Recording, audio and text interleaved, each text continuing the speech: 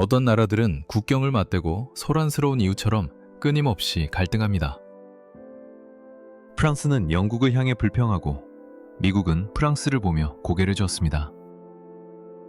하지만 파타고니아의 얘기는 더욱 기이합니다. 아르헨티나와 칠레는 땅 그 자체가 인정하지 않는 경계선을 두고 다툽니다. 두 나라의 불협화음 사이로 광활한 거리가 펼쳐집니다. 300km를 달리는 동안 단 한 명의 영혼도 마주치지 못할 수 있는 곳. 오직 바람과 메마른 땅, 그리고 모든 것을 삼켜버리는 지평선만이 존재할 뿐입니다. 지도 위에서 파타고니아는 남아메리카 대륙 끝에 놓인 단순한 땅덩어리에 불과합니다. 하지만 현실의 파타고니아는 빙하가 깎아낸 산맥으로 조각나 있습니다.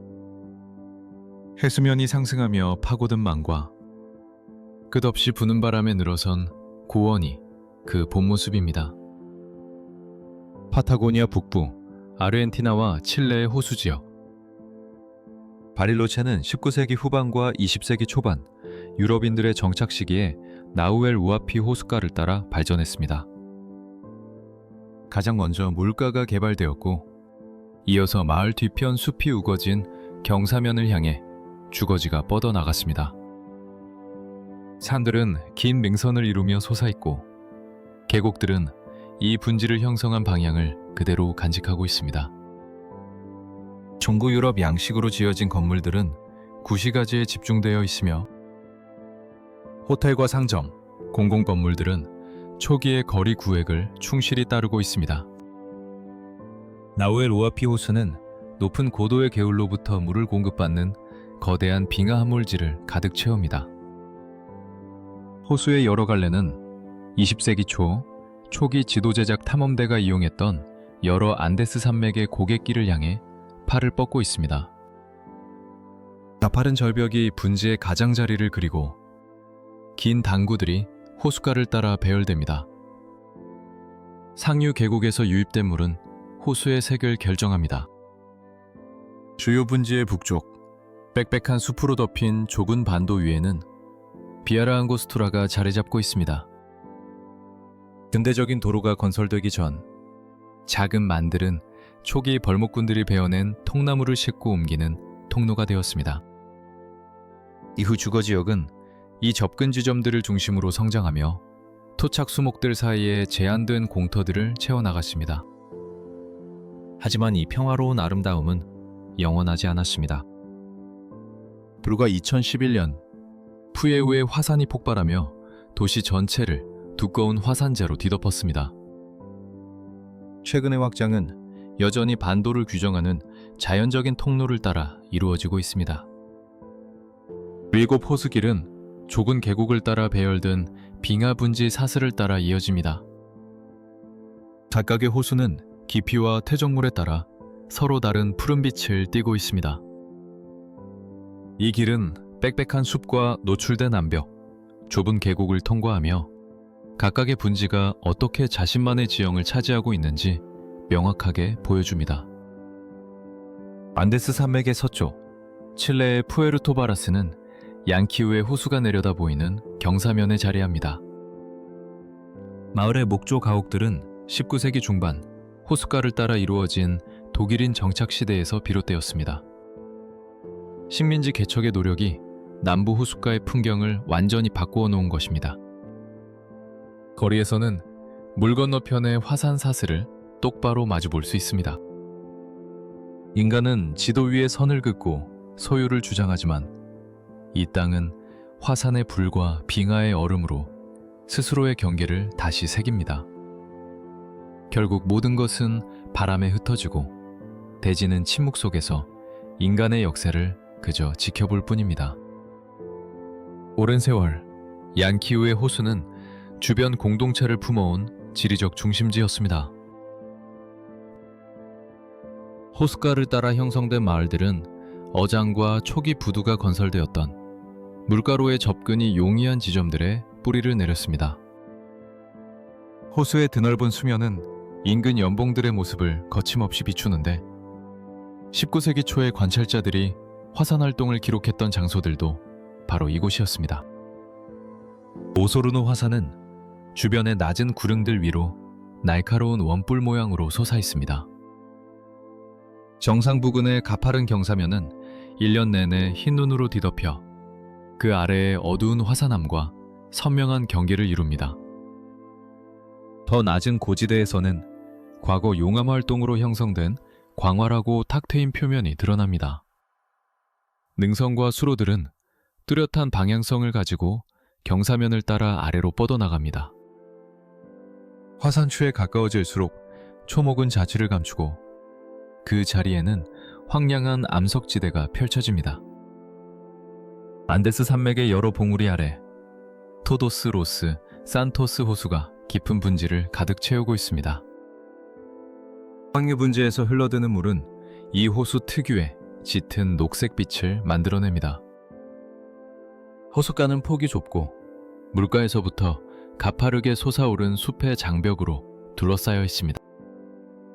이 경사면 대부분은 빽빽한 초목으로 뒤덮여 있으며 자연적으로 형성된 작은 당구들이 호수에 닿는 지점에서만 간간히 틈을 보입니다. 구름은 종종 능선을 따라 낮게 흐르며 호숫가의 시야를 흐릿하게 만듭니다. 호수 지역의 서쪽으로 향할수록 기후는 더욱 습해지고 풍경은 해안의 영향을 받기 시작합니다. 칠레 남부 해안, 칠로의 섬. 본토에서 멀어지자 안개와 조수가 지배하는 세상이 펼쳐집니다. 칠로의 섬의 카스트로는 이 섬에서 가장 크고 오래된 도시입니다. 도시의 중심부는 만을 향해 내려가는 여러 단구에 자리 잡고 있으며 항구에서는 어선과 수송선들이 온종일 분주하게 움직입니다. 관광업이 주요 경제활동으로 자리 잡으면서 해안가 주변으로 수많은 편의시설이 밀집해 있습니다. 일부 후미의 가장자리에는 팔라피토라 불리는 수상 가옥들이 갯벌에 박힌 기둥 위에 위태롭게 서 있습니다. 그 높이는 밀물과 썰물에 맞춰져 있어 물이 빠지면 나무 지지대들이 앙상한 모습을 온전히 드러냅니다. 건물들은 얕은 후미를 따라 늘어서 물과 그 뒤로 솟아오른 지면 사이에 좁은 통로를 형성합니다. 섬 곳곳에는 토착 목재로 지어진 목조 교회들이 오래된 정착지의 중심을 지키고 있습니다. 각 교회는 지역의 건축 방식과 수급 가능한 자재에 따라 조금씩 다른 형태를 띠고 있습니다. 일부 교회에는 19세기의 요소들이 여전히 남아있으며 그 분포는 군도 전역에 흩어져 있던 초기 공동체의 정착 패턴을 그대로 따릅니다. 필로에의 풍경은 낮은 산등성이와 깊은 강 계곡, 그리고 울창한 온대림이 빚어낸 한 폭의 그림과 같습니다. 내륙의 언덕에서 발원한 개울들은 아늑한 만을 향해 흘러내리며 조금 범람원과 작은 삼각주를 만듭니다. 이 땅에서 자연은 단순한 배경이 아니라 삶의 방식과 믿음의 형태를 빚어내는 보이지 않는 손길입니다. 시간은 흐르지만 목조교회의 첨탑과 파도에 씻긴 기둥에는 인간과 자연이 함께 새겨온 장구한 서사가 고요히 흐르고 있습니다. 해안에서 가파르게 솟아오른 지형은 숲이 우거진 산비탈과 습지, 그리고 광활한 바다 사이의 거리를 순식간에 좁힙니다.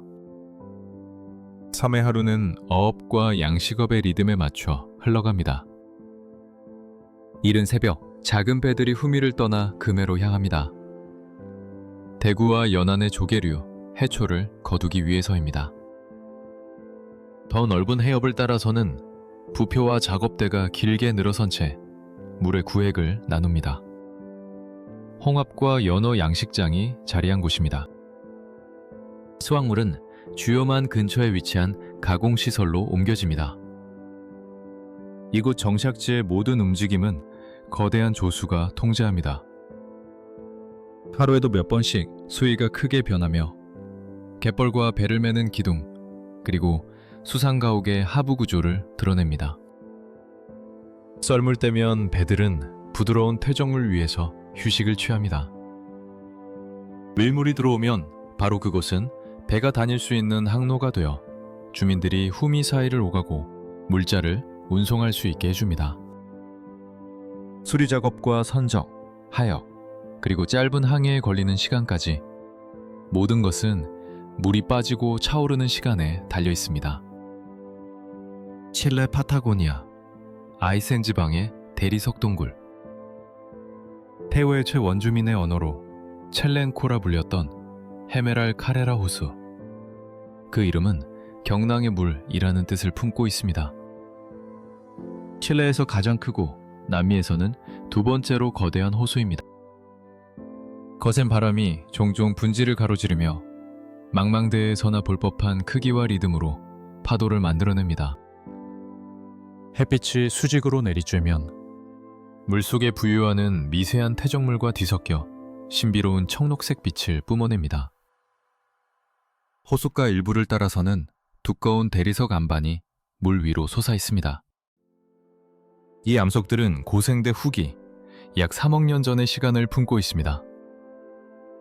대략 15,000년 전 마지막 빙하기가 끝난 후 녹아내린 빙하수와 거센 파도의 침식작용이 기존의 균열을 파고들었습니다. 마침내 동굴과 좁은 수로로 이루어진 미로를 깎아냈습니다. 드러난 표면에는 광물 밀도의 미세한 차이에 따라 흰색과 회색, 때로는 푸른색이나 분홍색의 띠가 새겨져 있습니다. 동굴 안, 수면과 가까운 벽은 햇빛이 호수를 투과해 닿으며 녹색과 푸른색의 오묘한 빛으로 물듭니다. 수면 위쪽은 대리석 본연의 색을 그대로 간직하고 있습니다. 시선이 머무는 모든 각도에서 암벽은 저마다 다른 색의 이야기를 들려줍니다. 가파른 경사와 암석지대는 빙하 분지의 경계를 뚜렷이 나타냅니다. 호숫가를 따라 드문드문 자생하는 낮은 초목들, 그리고 그 중심을 채우는 것은 오직 거대한 물의 영역입니다. 칠레 파타고니아, 아이센 지방의 카르테라 아우스트랄. 칠로의 섬지대를 떠난 여정은 카르테라 아우스트랄로 이어집니다. 이전까지 고립되었던 아이센 지방의 풍경을 연결하기 위해 건설된 장장 1200km의 길입니다. 이것은 우리가 아는 일반적인 고속도로가 아닙니다. 도로의 상당 부분은 여전히 자갈길이며 피오르와 원시림 계곡, 그리고 빙하 분지의 자연스러운 윤곽을 그대로 따라갑니다.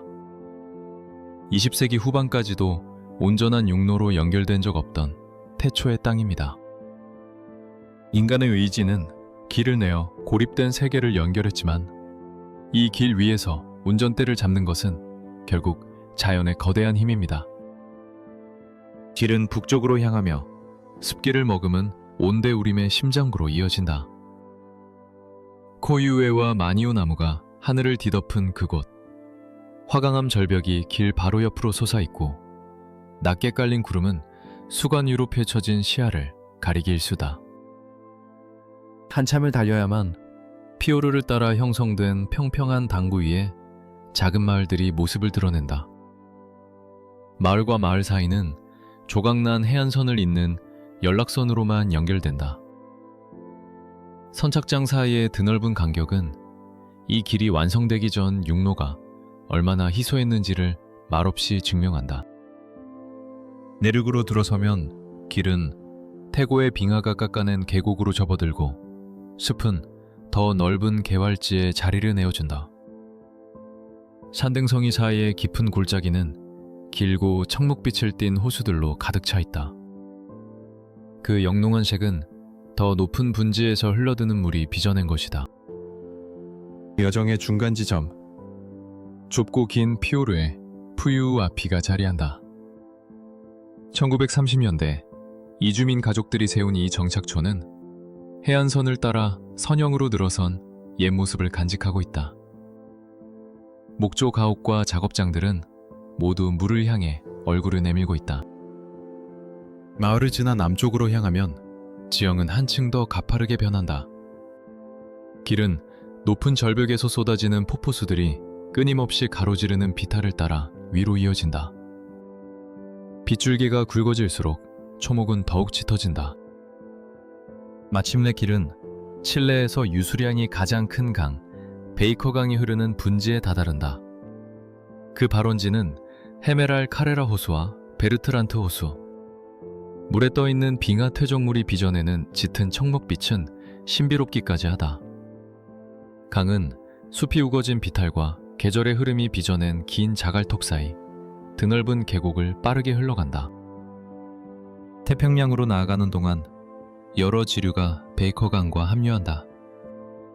네프강과 만나는 합수 지점에서는 두 개의 서로 다른 물빛이 경이로운 풍경을 연출한다. 베이커강의 청록색 물길과 활동 중인 빙하가 녹아 흘러들어 더 밝고 불투명한 빛을 띠는 네프강의 물길이 서로 섞이지 않고 흐른다. 강폭이 좁아지는 구간에는 목조다리와 현수교가 놓여 카레테라 아우스트라를 따라 흩어진 정착지들을 잇는다. 다리 위에서는 주위를 둘러싼 산등성이와 광활한 강바닥, 그리고 하류로 향하며 변화하는 강폭의 모습이 한눈에 들어온다. 강둑을 따라서는 빽빽한 상록수림 사이로 강 수위가 낮아질 때만 모습을 드러내는 좁은 자갈톱이 간간히 보인다. 길이 남쪽으로 계속되자 계곡은 다시 좁아지며 쿨라 현수 빙하를 품은 산맥으로 향한다. 눈앞의 계곡이 좁아지며 마침내 쿨라 국립공원의 입구에 다다른다. 습도는 꾸준히 높아지고 숲은 낮은 산비탈을 따라 빽빽한 수관을 형성한다. 높은 산등성이 주위로는 띠구름이 형성되어 산비탈의 일부를 순식간에 가렸다 드러내기를 반복한다. 가파른 지형을 따라 흘러내리는 수많은 계곡물 소리가 끊임없이 귓가를 맴돈다. 그리고 마침내 거대한 수직 암벽 위 드넓은 빙붕에 몸을 기댄 채 현수 빙하가 그 모습을 드러낸다. 얼음은 시간의 기록자. 수천 년의 무게를 견디며 침묵 속에서 대지의 형태를 바꾸고 생명의 색을 빚어낸다. 인간의 시간은 찰나에 불과하지만 이 거대한 흐름 앞에서 우리는 영원을 목도한다. 거대한 얼음덩어리가 짓눌려 형성된 빙원이 고지대를 뒤덮고 그 가장자리를 따라 여러 갈래로 녹아내린 물이 흘러나온다. 주된 물줄기는 긴 폭포를 이루며 권곡 아래 자리한 호수로 곧장 쏟아져 내린다. 폭포의 높이에서 계곡 건너편의 풍경이 선명하게 펼쳐진다. 아래쪽 호수는 녹아내린 물이 실어온 미세한 광물입자로 인해 침묵을 머금은 듯한 녹색 빛을 띈다. 그 수면은 바람이 잦아든 동안 비교적 고요한 상태를 유지한다. 분지 위쪽으로는 등고선을 따라 오솔길이 이어지고 습한 계곡의 낮은 경사면은 카넬로와 타프나무가 빽빽한 군락을 이루며 뒤덮고 있다. 고도가 높아질수록 식생은 드문드문 작은 군집으로 줄어들다가 마침내 상부 암벽 근처에서는 바위와 계절에 따라 쌓이는 눈만이 남는다. 더 멀리 나아가면 계곡은 다시 넓어지고 길은 카레테라 아우스트랄의 남쪽 구간, 화강암의 왕국, 남부 파파고니아, 아르헨티나와 칠레의 심장부로 향한다. 엘찰테는 반복된 빙하의 후퇴로 깎여나간 계곡들로 둘러싸인 분지 안에 자리 잡고 있다. 이 작은 마을은 드넓은 스텝지대가 숲이 우거진 산비탈과 안데스 동부의 첫 산등성이로 바뀌는 지점에 위치한다. 마을 가장자리에서 시작된 등산로는 자연적인 등고선을 따라 더 높은 곳으로 향한다. 이 길의 초입에서부터 화강암 봉우리들이 차례차례 그 모습을 드러내기 시작한다. 피츠로이 산은 이 계곡들 중 하나의 끝에 서서 날카로운 산등성이들 위로 솟아있다. 이 거대한 암봉은 과거의 지각활동으로 솟아오른 단단한 화강암으로 이루어져 있다. 그 표면은 수직의 암벽과 좁은 능선으로 구성되어 암석 내부의 균열선 배열을 그대로 보여준다. 빛은 저마다 다른 각도로 각각의 암벽을 비추며 능선들을 차례로 부각시킨다. 주변의 첨탑들은 같은 산등성이 군에서 솟아있으며 낮은 조망 지점에서도 좁은 쿠르와르와 가파른 선반 지형이 보인다. 세로토레는 피츠로이 서쪽에 솟아있으며 극도로 경사진 화강암 탑의 형상을 하고 있다. 이 봉우리는 하나의 능선을 따라 정렬된 짧은 연쇄 첨탑들과 연결된다. 그 기슭의 분지에는 작은 빙하가 자리 잡아 종종 얼음 조각을 품고 있는 작은 호수에 물을 공급한다. 창층부는 바람에 노출되어 얇은 상고대 얼음으로 덮여 있기에 정상은 아래쪽 암벽보다 더 밝은 색조를 띈다. 가파른 윤곽과 고립된 형태는 세로토레를 엘찰텐 지역 내에서 가장 눈에 띄는 상징물로 만든다. 이 계곡들의 남쪽으로 가면 지형은 토레스 델 파이네의 탑들로 변모한다. 세 개의 거대한 봉우리가 더 어두운 퇴적암층 위로 가파른 수직 기둥처럼 솟아있으며 두 암석 유형 사이의 접촉면은 뚜렷한 경계를 이룬다. 봉우리들 아래 지면에는 얕은 분지가 자리하고 이 움푹 파인 곳은 작은 호수들로 채워져 있다. 호수의 표면은 거센 바람에 민감하게 반응하며 그 질감에 짧은 변화를 일으킨다. 이곳에서 시간은 인간의 척도로 측정되지 않는다. 그것은 지각이 융기하고 산이 솟아오르며 빙하가 계곡을 파고드는 장대한 지질학적 서사로 기록될 뿐이다. 침묵 속에 서 있는 이 거대한 돌의 탑들은 지구의 가장 원초적인 힘과 영겁의 세월이 빚어낸 살아있는 증거이다. 정상으로 향할수록 탑들은 그 기반을 향해 넓어지고 상구의 전력은 각기 다른 기둥과 선반으로 갈라집니다. 계곡의 어느 곳에서 바라보느냐에 따라 어떤 기둥들은 일렬로 정렬해 보이고 또 어떤 기둥들은 거대한 암벽 뒤로 모습을 감춥니다. 인접한 산등성이에는 쿠에르노스 델 파이네로 알려진 지형이 자리합니다. 어두운 퇴적암층이 하부를 이루고 더 밝은 색의 관이밤이 그 위를 덮고 있습니다.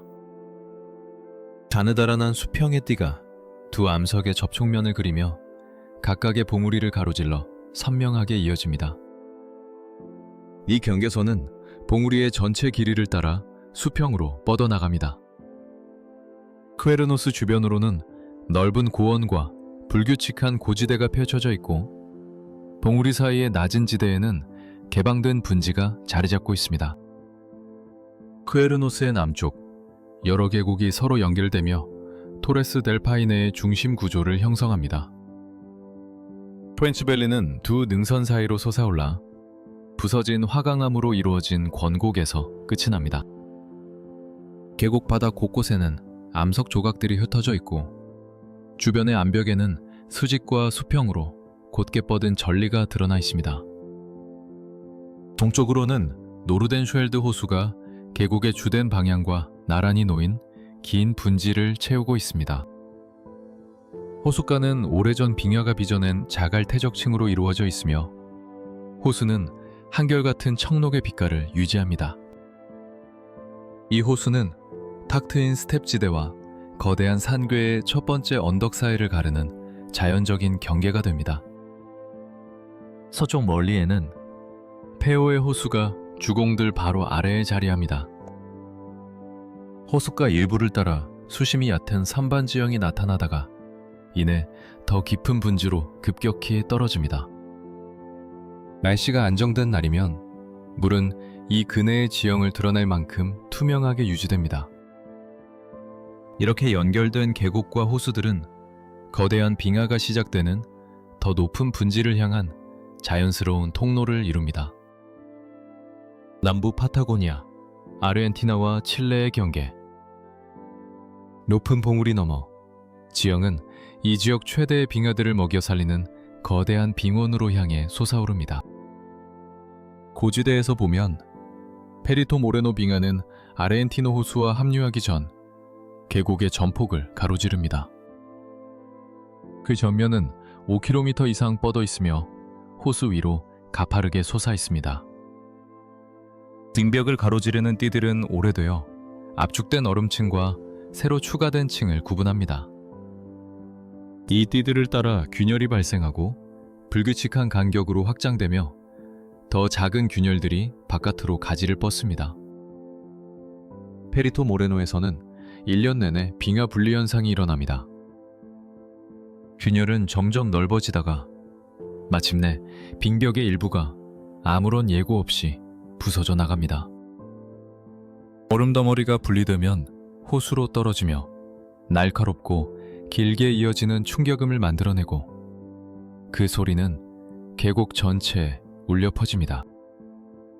물보라는 빙하 전면보다 높이 솟구치고 파도는 바깥으로 퍼져나가 반대편 호숫가에 도달할 때까지 계속됩니다. 측면을 따라서는 깊은 크레바스와 좁은 능선들이 얼음의 이동 방향을 나타냅니다. 굉음은 잦아들지만 얼음의 소리 없는 행진은 계속됩니다. 이곳 파타고니아의 심장부에서 시간은 찰나의 순간이 아닌 세상을 빚고 허무는 장구한 흐름으로 측정됩니다. 어떤 단면은 날카롭고 긴 충격의 흔적을 고스란히 드러냅니다. 짙은 푸른빛을 띠는 부분이 있는가 하면 더 오래된 물질을 품은 얼음은 한층 어두운 색을 띱니다. 안데스 산맥 너머 토레스 델 파이네. 그레이 빙하가 긴 계곡을 따라 그레이 호수로 흘러듭니다. 빙하의 끝에서 떨어져 나온 거대한 빙산들이 호수 중앙의 물길을 따라 이동합니다. 제각기 다른 모양을 한 빙산들 중 밀도가 가장 높은 조각들은 응축된 푸른빛을 보여줍니다. 바람과 물의 흐름은 이 얼음들을 호수의 여러 기슭으로 밀어냅니다. 그레이 빙하는 그 끝이 호숫가에서 멀리 떨어져 있어 빙벽에서 분리된 빙산들은 호수의 주된 물길을 따라 오랫동안 떠다닙니다. 그 느린 움직임은 빙하가 이 분지의 물살과 수심의 변화에 어떻게 반응하는지를 보여주는 지표가 됩니다. 더 북쪽으로 가면 빙하의 또 다른 줄기들이 고지대와 좁은 길을 가로질러 내려옵니다.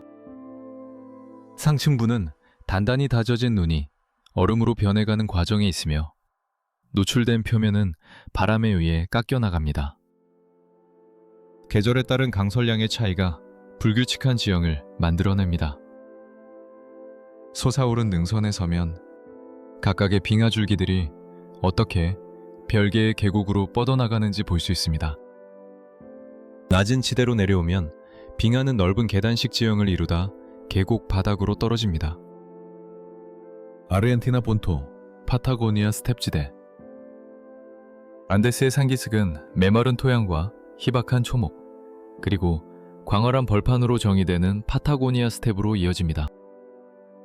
지표면은 빛바랜 풀과 흩어져 자라는 관목들로 뒤섞여 있고 낮은 능선 사이로 길고 평탄한 대지가 끝없이 펼쳐집니다.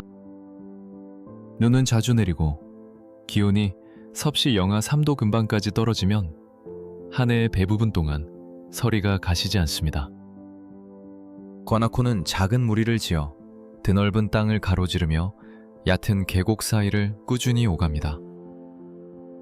인근에서는 작은 외아들이 듬성듬성 무리를 지어 초원을 누비며 키 큰 식생이 있는 곳에 자리를 잡습니다.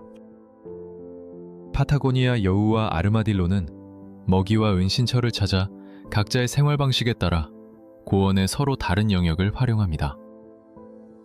양 목축과 석유 시추 작업은 특정 구역에 집중되어 광활한 스텝지대 속에 응축된 인간 활동의 흔적을 남깁니다. 계절의 변화는 초목의 밀도와 색채에 영향을 주지만 고원 전체에 걸친 그 분포의 근간은 변함없이 유지됩니다.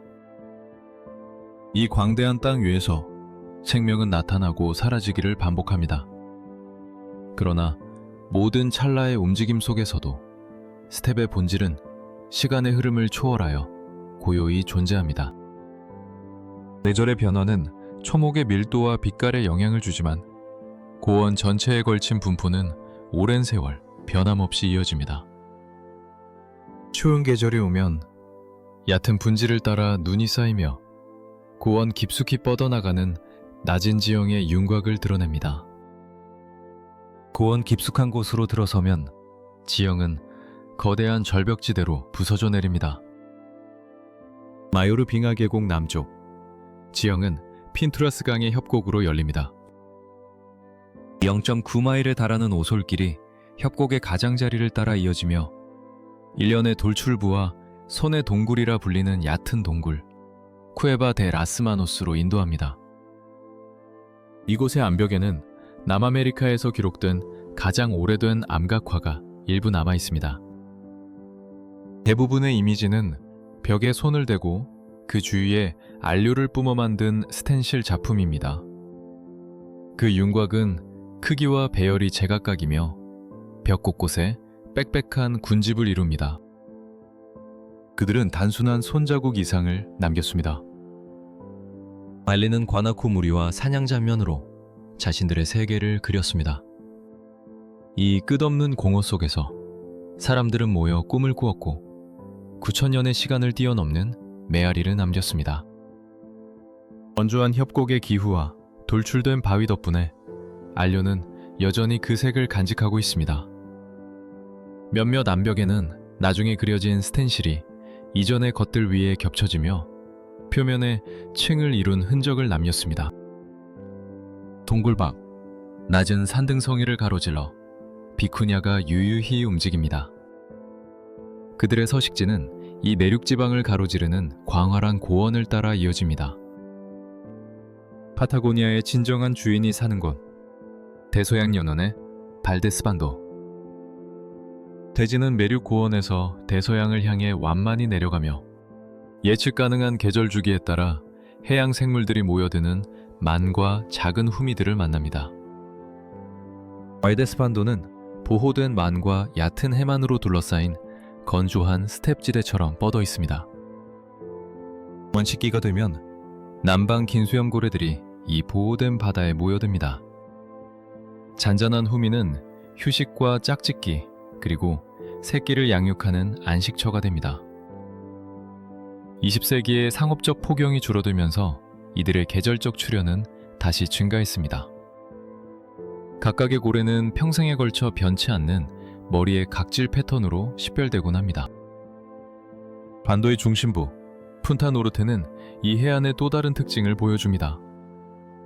해안선은 낮은 자갈 해변과 완만하게 경사진 안반으로 이루어져 특정 조수 높이에서 범고래가 접근할 수 있는 조건을 만듭니다. 그들의 활동은 해변 상부에 모여드는 바다 사자 새끼들의 계절적 출현과 정확히 일치합니다. 물이 안반 위까지 차오르면 범고래는 얕은 물가로 진입할 기회를 얻습니다. 이 세상의 끝에서 시간은 직선으로 흐르지 않고 원을 그립니다. 9,000년 전 바위에 새겨진 사냥꾼의 손과 오늘날 해안으로 돌진하는 범고래는 영원한 맥박의 일부입니다. 그것은 돌에만 새겨진 것이 아니라 이 가혹하고 장엄한 땅을 빚어내는 바로 그 조수에 새겨진 삶과 죽음의 리듬입니다. 파도가 밀려오는 해안을 향해 그들은 치밀하게 계산된 각도로 전진합니다. 밀려오는 파도의 힘을 역이용하여 어린 바다 사자들이 밀집한 구역으로 파고드는 것입니다.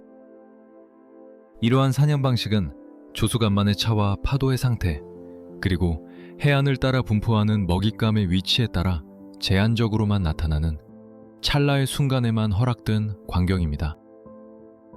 이곳 푼타누르 해변의 독특한 지형과 규칙적인 조수 주기가 맞물려 대서양 연안에서 이 경이로운 상호작용을 목격할 수 있는 몇 안 되는 장소가 되었습니다. 이슬라 막달레나. 이곳은 이 지역 최대 규모의 마젤란 펭귄 군락지 중 하나를 품고 있습니다. 성체 펭귄들은 하루 종일 굴과 해안가를 오가며 부드러운 땅 위에 자신들만의 정해진 길을 따라 움직입니다. 굴은 흙이 단단하여 안정적인 보금자리를 만들 수 있는 나지막한 언덕과 평지에 집중되어 있습니다. 물에 들어가기 직전 해변 근처에서는 작은 무리를 지어 모여드는 펭귄들로 활기가 넘칩니다. 갈매기와 가마우지 또한 해안에 인접한 구역을 차지하며 펭귄들과 같은 통로를 이용해 해협으로 나아갑니다. 이 바다에서 멀지 않은 곳 티에라 델 푸에고의 이누틸만의 평원에는 또 다른 군락이 존재합니다. 이 지역에서는 좀처럼 보기 드문 특별한 펭귄종이 발견된 곳입니다. 티에라 델 푸에고 서쪽의 한 피오르 이누틸만은 이 지역에서 가장 희귀한 야생의 안식처 중 하나인 안정적인 임금 펭귄 군락의 고향입니다. 이곳은 섬의 유일한 상주 군락으로 낮은 모래 언덕과 얕은 갯벌로 둘러싸인 평평한 해안선에 위치합니다. 임금 펭귄은 현존하는 펭귄 중 두 번째로 큰 종입니다. 곧게 선 자세와 목에서부터 가슴 상단으로 이어지는 독특한 빛깔, 피오르 건너편 먼 거리에서도 선명하게 눈에 띄는 주황색과 노란색 무늬는 이들을 각인시킵니다. 이는 더 북쪽에서 발견되는 마젤란 펭귄과 뚜렷이 구별되는 특징입니다. 군락은 단단하게 다져진 맨 땅 위에 둥지를 틀며 번식기 동안 개체들은 빽빽한 무리를 이루어 모입니다. 번식은 정해진 군락지 안에서만 이루어집니다. 알은 성체의 발등 위에 얹혀 피부주름 아래에서 보호됩니다.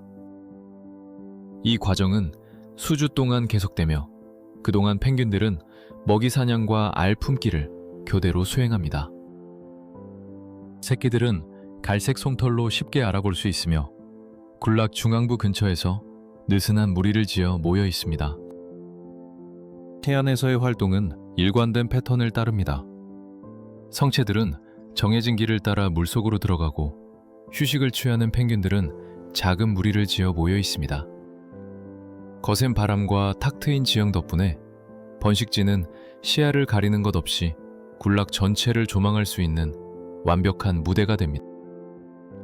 이 해안선을 지나면 피오르들은 마젤란 해협의 주 항로를 향해 하나로 합쳐집니다. 남쪽의 군도와 본토가 만나는 마젤란 해협의 입구를 향해 해안선은 점차 좁아집니다. 세상의 끝, 티에라 델 푸에고. 이곳에서 대지는 마지막 숨을 고르고 생명은 가장 순수한 형태로 자연의 엄숙한 믿음에 순응하며 살아갑니다. 남미 대륙 본토와 거대한 군도를 가르는 물개, 마젤란 해협.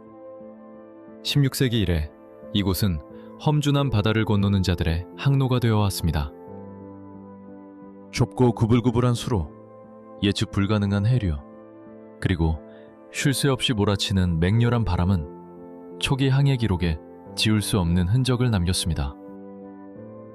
주요 항로를 따라 파도는 순식간에 거칠어지고 해안선은 깎아지른 듯한 낮은 절벽과 조류에 휩쓸린 좁은 해변으로 이어집니다. 비그 해협과 마샬 산맥 사이 작은 평원 위에 도시 우수아이아가 자리 잡고 있습니다. 이곳의 정착은 19세기 후반 한 교도소의 건설과 함께 시작되었습니다. 최초의 도로와 부두 그리고 집들은 모두 이 교도소를 중심으로 세워졌습니다. 그 시절의 구조물 중 일부는 여전히 현대적인 거리 풍경 속에 녹아들어 도시의 기원을 증언하고 있습니다.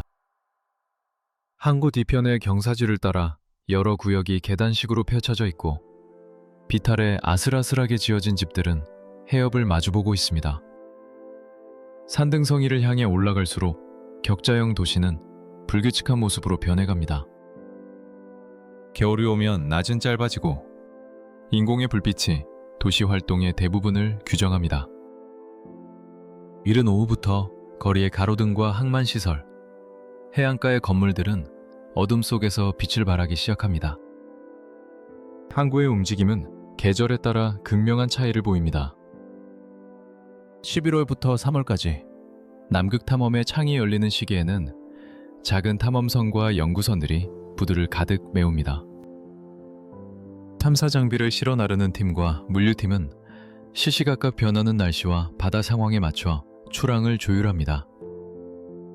이 기간이 지나면 항구의 움직임은 급격히 줄어들고 오직 현지 운송선과 보급선만이 자리를 지킵니다. 오늘날 우수아이아는 남극반도를 향한 과학 탐사와 물류 수송의 출발점입니다. 1년 내내 선박들이 드나들고 항구의 활동은 정해진 시간표에 따라 쉼 없이 계속됩니다. 산 기슭을 따라 형성된 정착지는 경사도에 따라 여러 층으로 배열되어 있고 구름은 산등성이 위를 표류하며 시시각각 풍경을 바꿉니다. 아르헨티나 우수아이아, 세상의 끝을 달리는 기차. 도시의 남쪽 외곽에는 세상의 끝 기차로 알려진 철도가 놓여 있습니다. 이 노선은 과거 유영지 시절 목재와 물자 그리고 수감자들을 실어 나르기 위해 건설된 좁은 궤도를 따라갑니다.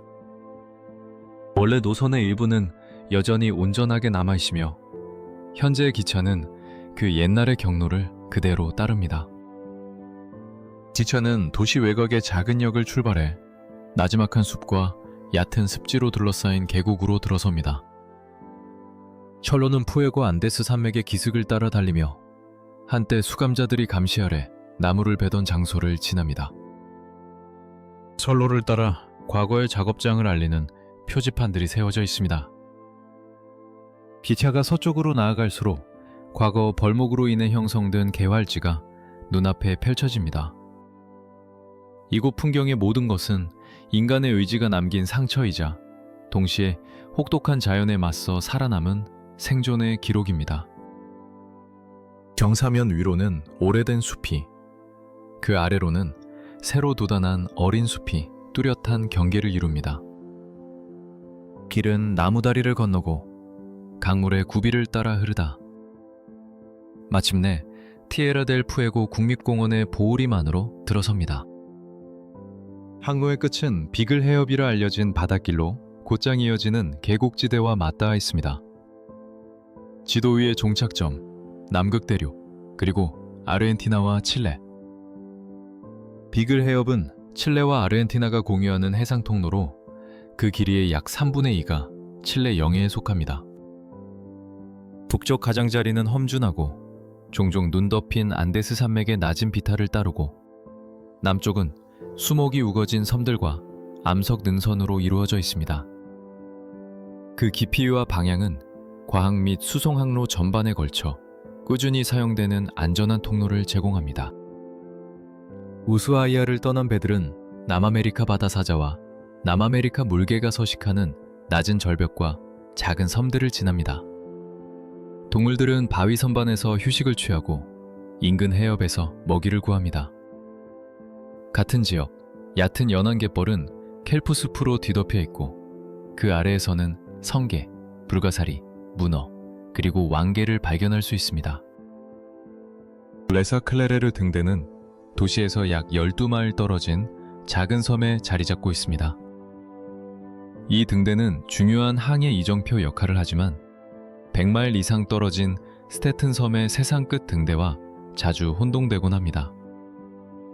스테튼 섬의 등대는 여전히 출입이 통제된 채 과학 및 군사적 목적으로 사용되고 있습니다. 해협의 중간쯤에 이르면 10월부터 3월까지의 번식기 동안 부드러운 땅을 차지하는 빽빽한 마젤란 펭귄 군락이 있는 섬이 나타납니다.